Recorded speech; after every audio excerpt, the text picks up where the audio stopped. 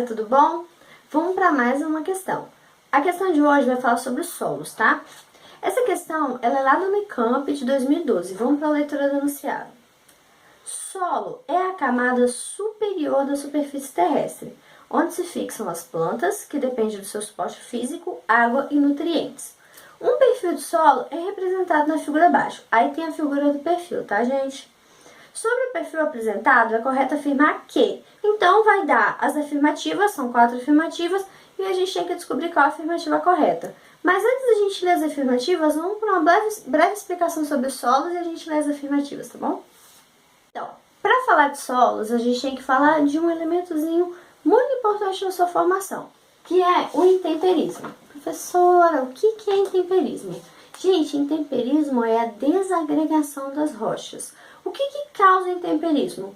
Vento, chuva, calor, frio, micro-organismos, plantas, tudo isso está causando intemperismo. Então, o intemperismo é o desgaste, é a ação do tempo em cima da rocha, tá bom? Existem 2 tipos de intemperismo, o químico e o físico, tá bom, gente? Intemperismo químico. Gente, o intemperismo químico, ele vai dissolver as rochas, não vai apenas desagregar, não vai apenas quebrar, vai acabar mudando a composição da rocha, vai acabar mudando a sua estrutura, tá bom, galera?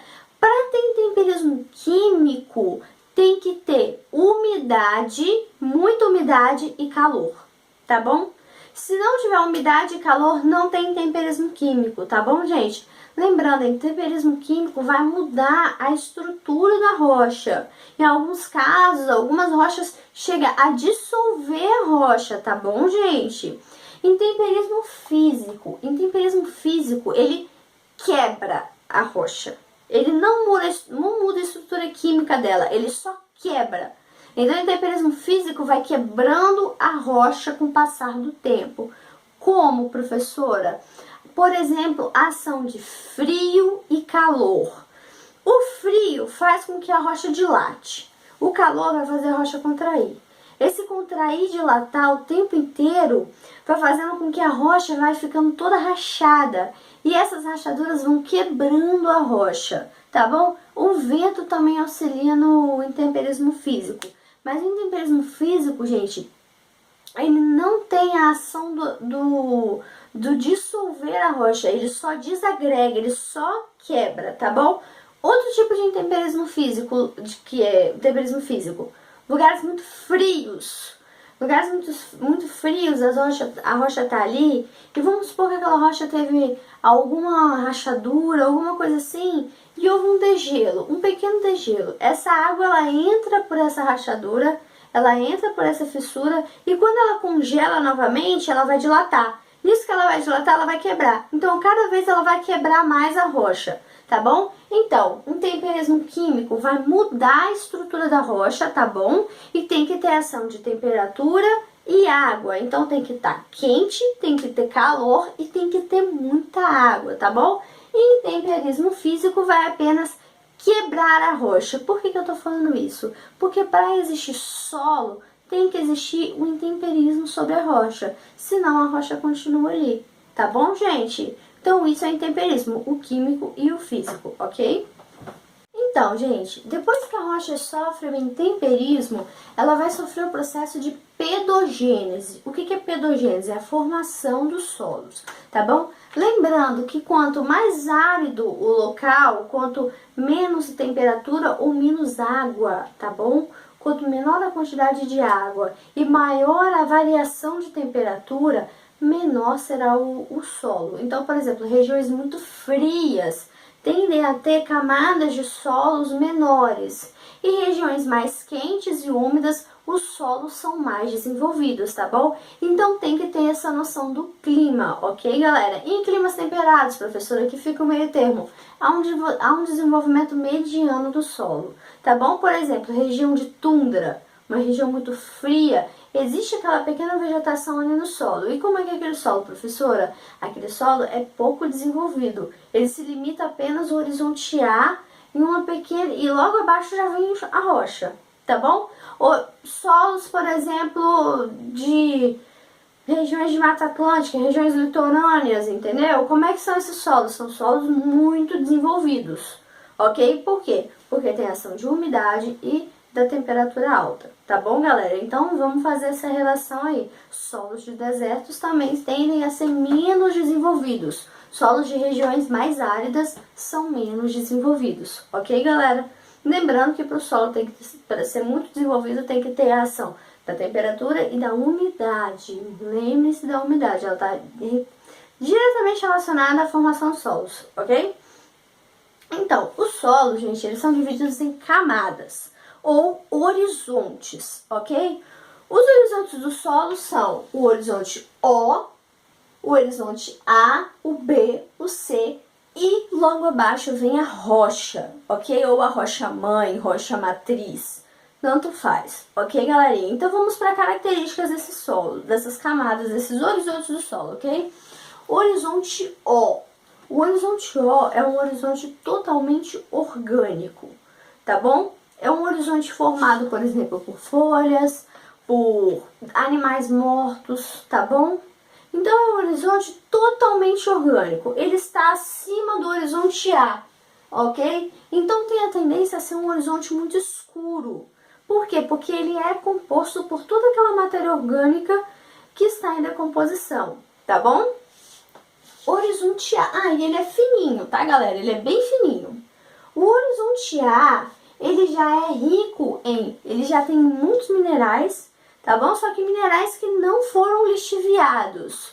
O que é isso? São minerais que não foram lavados, tá bom? São as partes mais duras da rocha. Geralmente ele é composto por quartzo, então ele tem uma tendência a ser um tanto quanto arenoso, tá bom? Por quê? Porque é o horizonte A, gente, que recebe as primeiras chuvas, tá bom?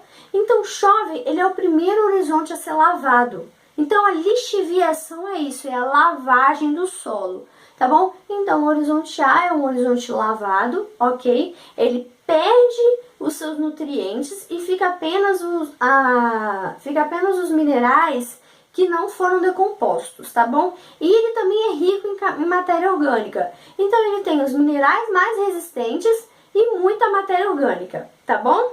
E ele é um horizonte escuro também. E é um horizonte fininho, tá bom, galera? Logo abaixo vem o horizonte B. Gente, o horizonte B, ao contrário do horizonte A, é um horizonte muito rico em alguns minerais. Por exemplo, ferro. Ele é muito rico em ferro. Tá bom, galerinha? Por quê? O horizonte A foi lavado. Então, toda a argila que estava no horizonte A, ou já esteve, foi dissolvida. E ela foi dissolvida e depositada no horizonte B. Então, o horizonte B tem a característica de ser muito argiloso. Tá bom? Ele é um horizonte maior, tá bom? Ele não é tão fininho quanto o horizonte A e ele é um horizonte argiloso, tá bom?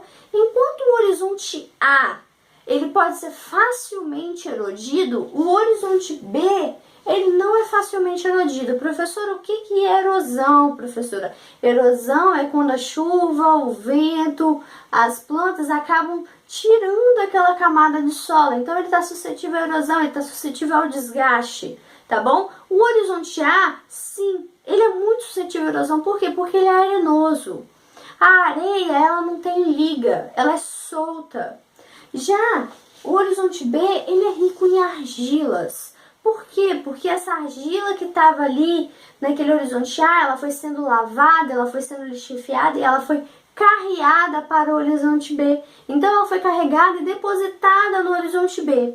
Alguns solos, não são todos, alguns solos sofrem o processo de laterização no horizonte B. O que é isso, professora? É quando o horizonte fica duro. Por quê? Porque ele é rico em ferro. Então ele acaba ficando duro, tá bom, galera? Em regiões mais úmidas, isso geralmente não acontece, tá bom? Logo abaixo do horizonte B, a gente tem o horizonte C. O horizonte C é o seguinte, galera, ele é um horizonte extremamente arenoso. Ele geralmente é a camada mais grossa, tá bom? É a camada mais extensa e ele ainda possui algumas características da rocha-mãe. Então é muito comum no horizonte C a gente achar alguns fragmentos de rocha. Por quê? Porque essa parte do solo ainda não foi totalmente intemperizada. Ela está muito próxima à rocha-mãe. Tá bom, galera? Então, o horizonte C é um horizonte arenoso, que ainda possui algumas características da rocha-mãe, tá bom? E ele é um horizonte suscetível à erosão. Então, ele pode sofrer erosão, ele está propenso a sofrer erosão. Tá bom, galerinha? Esses são os horizontes do solo, ok? Então, gente, vamos para a leitura das afirmativas. Lembrando que a questão está procurando a afirmativa correta, tá bom? Bora lá. Letra A. O horizonte ou camada O corresponde ao acúmulo de material orgânico que é gradualmente decomposto. Até aí tá certo. Incorporado aos horizontes inferiores, acumulando-se nos horizontes B e C. Gente, a camada O é orgânica? Sim. Ela vai sendo decomposta? Sim. E ela vai sendo acumulada no horizonte que está embaixo, nos horizontes inferiores? Sim. Qual horizonte que ela se acumula? Horizonte A, tá bom? Não é nem horizonte B, nem horizonte C, ok? Então, essa resposta está errada. Esse acúmulo de argila do horizonte O ele é decomposto, sim, e acumulado na camada A, tá bom? No horizonte A. Não no horizonte B e C, como está afirmando aqui, tá bom? Afirmativa B. O horizonte A apresenta muitos minerais não alterados da rocha que deu origem ao solo, sendo normalmente o horizonte menos fértil do perfil. Não, gente. O horizonte A é o horizonte mais alterado, é o horizonte que mais sofreu o processo de intemperismo. Aqui está falando que ele possui muitos minerais não alterados. Na verdade, não. Todos os minerais mais resistentes já foram alterados e já foram lixiviados. Ele é um horizonte que tem matéria orgânica que vem do horizonte O e um horizonte muitas vezes rico em quartzo. O que é quartzo, professora? O quartzo é um mineral mais resistente que vem da rocha-mãe, tá bom? Então não, ele é um horizonte muito intemperizado e geralmente ele não é mais fértil, porque se ele já foi lixiviado, se ele já teve os minerais menos resistentes lavados, ele não se torna fértil, ok, galera? Letra C.